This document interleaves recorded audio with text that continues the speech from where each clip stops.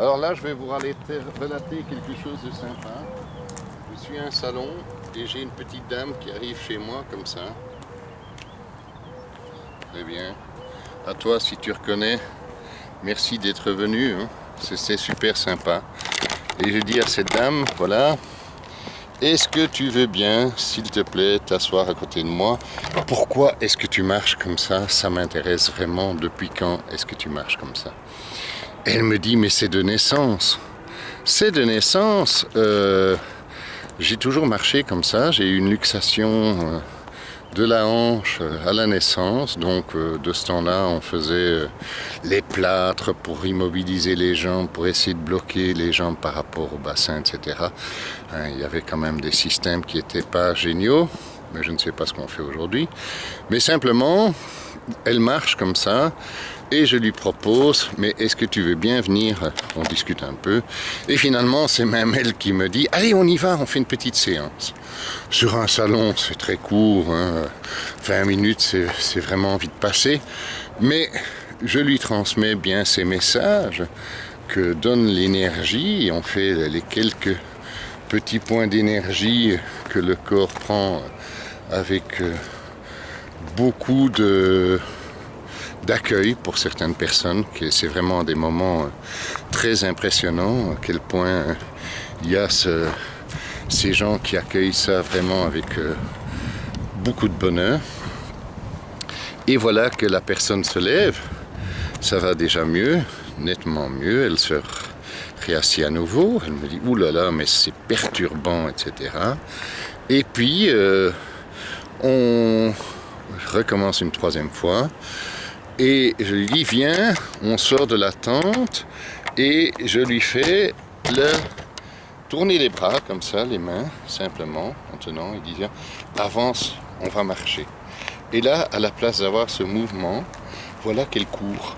Et que on court, je vais en marche arrière, en marche avant, en marche arrière, en marche avant. Excusez-moi, je ne peux pas vous montrer les pieds en même temps, mais si un jour cette dame nous le montre, on en aura le live, mais en tout cas, voilà qu'en marchant rapidement, elle ne boite plus et est émerveillée. J'ai l'occasion de la rencontrer quelques jours plus tard. Elle me dit, Bernard, c'est merveilleux, c'est vrai que mon corps travaille en plein, mais pas spécialement dans la douleur, mais je sens que tout est en train de se remettre. Imaginez le cadeau que c'est pour cette personne d'avoir la possibilité que son corps, après des années de marche de travers, puisse faire ça. Je la rencontre et elle sort de sa voiture et me dit, regarde, quand je démarre, je boite.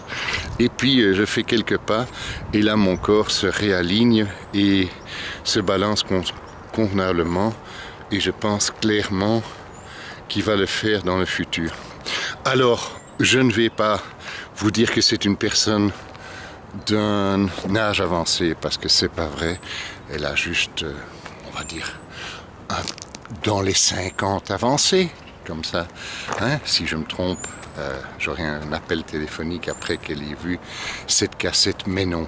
C'est un moment que j'ai vécu avec beaucoup d'émotion, parce qu'il y avait une gentillesse, il y en a toujours une gentillesse merveilleuse de la part de cette personne, et puis surtout un accueil pour elle-même des possibilités que son corps lui donne.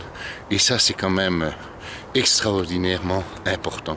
C'est tout l'inverse des cassettes où on dit il y a de la mauvaise foi, il y a de l'amour-propre, il y a du non-accueil, il y a de la non-acceptation. Ici, tout y est pour fonctionner. Et ça aussi, je voulais vous le transmettre parce qu'il y a des cas que je vis et qui sont absolument stupéfiants. D'ailleurs, ça va suivre, je vais vous en faire un second, et là c'est encore quelque chose. Je l'ai raconté dans mon bouquin, cette rencontre avec un gars qui était en chaise roulante depuis 25 ans suite à un accident et qui m'a fait découvrir vraiment des éléments importants. Et ici j'ai eu la chance récemment de rencontrer un gars qui a eu un accident de moto il n'y a pas longtemps, enfin 1 an, et qui en ressort un peu tétraplégique, et non pas tétra, hémiplégique, donc il marche un peu de travers. Je vais essayer de vous le montrer de loin, comment ça peut faire marcher de travers, j'en sais rien au niveau de la caméra. Quel va être le réglage? C'est pas encore le bon, excusez-moi. Là, tout seul, c'est un peu compliqué parfois de faire, mais voilà, mon bonhomme, je le vois, et il marche un peu comme ça, pas trop sûr, et il me dit, voilà, je ne sens plus mon corps depuis ce niveau-ci, mes jambes, je marche, mais voilà, je marche, mais je ne sens pas mes pieds, je ne sens plus le bas de mon corps, c'est d'hémiplégie. Et je dis, oh là là, qu'est-ce que tu as eu? Un accident de moto il y a un an, les chirurgiens m'avaient dit que je ne marcherais plus, mais ça, je ne peux pas l'imaginer, et donc je remarche, mais j'ai ce problème de ne plus sentir mon corps à partir du milieu du dos. Je dis, tu dois être en colère, hein. Tu dois être en colère de ce chauffeur qui t'a pété la gueule quelque part et le corps. Et il me dit, non, je suis pas en colère. Je dis, quoi, tu n'es pas en colère? Mais t'es un gars incroyable. Il dit, non, je suis pas en colère. Pourquoi tu veux que je sois en colère? J'aurais été à la place du camion, moi comme chauffeur, j'aurais fait le même accident. Donc pourquoi tu veux que je sois en colère avec lui? Oh, il dit, ça c'est incroyable, un mec comme toi, mais c'est merveilleux d'entendre ça. C'est un jeune gars, merveilleux. Donc je dis, on va essayer de faire du bon boulot ensemble. Ah tiens, voilà quelqu'un qu'on envoie sans doute à l'hosto en urgence. On va essayer de voir si on peut capter l'hélico, mais on s'en fout. Bon, très bien. Mais donc simplement, eh bien, je dis, écoute, si tu veux, on va essayer de remettre en connexion tout ce dos. Parce que pour moi, j'ai oublié la musique. C'est la cinquième.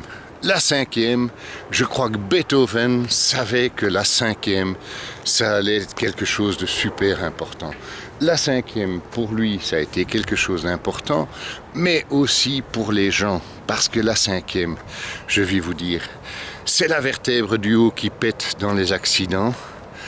Parce que ce cerveau sait que l'accident va être terrible, que la personne, par l'impact que le cerveau a calculé, va être paralysé, va être démoli, qu'il faudra beaucoup de temps de réparation. Et donc, simplement, le cerveau a prévu de nous préserver de ces douleurs et de ces temps de réparation. Et donc, il pète la cinquième vertèbre ou bien il coupe la sensation du corps à ce niveau-là, soit par un pinçage à moelle épinière, soit carrément par une sorte de coupure. Formidable. Et en dessous, vous avez vu, il y a une parallèle parce que tant que Beethoven y est, il décrit sa partition dans les deux sens. Et la cinquième inférieure, c'est bien celle qui vous fait un mal de gueule quand vous avez des sciatiques et tout. C'est fabuleux, c'est tout un signal. Et là encore, il y a des choses assez incroyables à voir et des rencontres que j'ai faites où tout ça pouvait se modifier en quelques secondes. Mais je reviens à ce gaillard incroyable. J'ai vraiment un bonheur d'en parler par sa gentillesse, sa complicité, son sourire d'accueil. Et là, on a commencé à un petit peu activer son corps. J'entends encore à certains moments ces cris d'alerte par les aïe, parce que son corps se réveille, mais avec aussi directement des résultats de ressentir le dos, de ressentir progressivement les jambes, d'aller dans les orteils et finalement de dire mais voilà, je suis là, je renais, c'est merveilleux. Et regardez, bon, je me suis mis sur une piste d'un petit club sportif là, pour une piste sans doute sur laquelle je n'irai jamais trotter, mais lui ira peut-être un jour, parce que c'est trop beau ce qui s'est passé. Et il m'a dit par la suite, mais je revis, je ressens mes jambes, on est descendu des escaliers. Et là encore, ça c'est intéressant. Il avait une peur de descendre et de monter les escaliers en me disant « Oui, mais j'ai les ligaments croisés qui sont pétés, et donc je peux plus, etc. » N'oubliez jamais que vos ligaments, même sans opération, sont là pour se renouveler. Tous les 7 ans, de façon formelle, ils vont se reconstruire. Mais dans certains cas, ils vont aller plus vite. Et la prison fait qu'il y a une peur frousse de descendre les marches, et quand il descend les escaliers, qu'il le remonte, il y a son papa qui est là à ce moment-là, qui regarde médusé, son frère est là, le regarde médusé, il explique, mais oui, regarde, je suis en train de marcher, c'est merveilleux. Eh bien oui, c'est merveilleux, mais moi je trouve ça merveilleux d'être mis en contact avec des gens comme ça, et puis lui, dans sa gentillesse et dans sa façon d'être, je pense que il a fait un tournant de vie extraordinaire, et j'imagine bien qu'un jour il sera sur une bécane, peut-être en roulant, avec gentillesse et précaution, mais en tout cas avec bonheur. En tout cas, vous voyez à quel point il m'a transmis son bonheur, parce que j'en ris tellement c'est bon. Mais c'est pas la première fois qu'on peut remettre un corps hémiplégique. Je l'ai raconté dans mon bouquin. Et ce sont des événements qui font comprendre que si de fait d'autres peuvent le faire, pourquoi pas nous? J'ai rencontré d'autres personnes qui aussi avaient eu des accidents où on leur disait que plus jamais ils ne marcheraient avec, comme on dit, la niaque. Ils l'ont fait, et je pense que c'est possible. Encore pour d'autres, j'ai déjà pu réveiller d'autres dos. J'attends, c'est les gens qui choisiront s'ils ont envie d'en faire plus, s'ils ont envie de remarcher. Tout ça, c'est quand même des considérations très, très dérangeantes pour certaines personnes.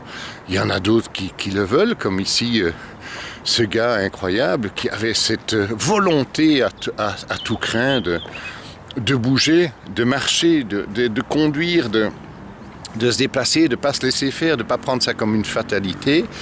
Et je pense que c'est encore un des critères très importants. Voilà, allez, ça c'était des petites histoires du jour, très sympas.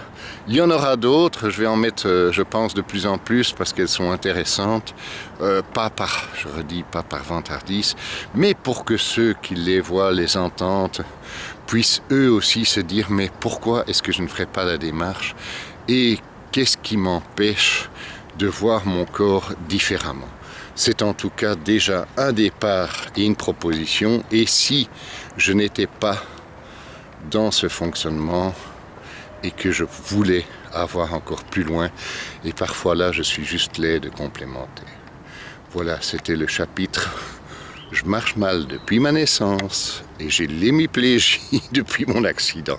Alors à tous les deux, bravo et merci d'avoir été sur mon chemin.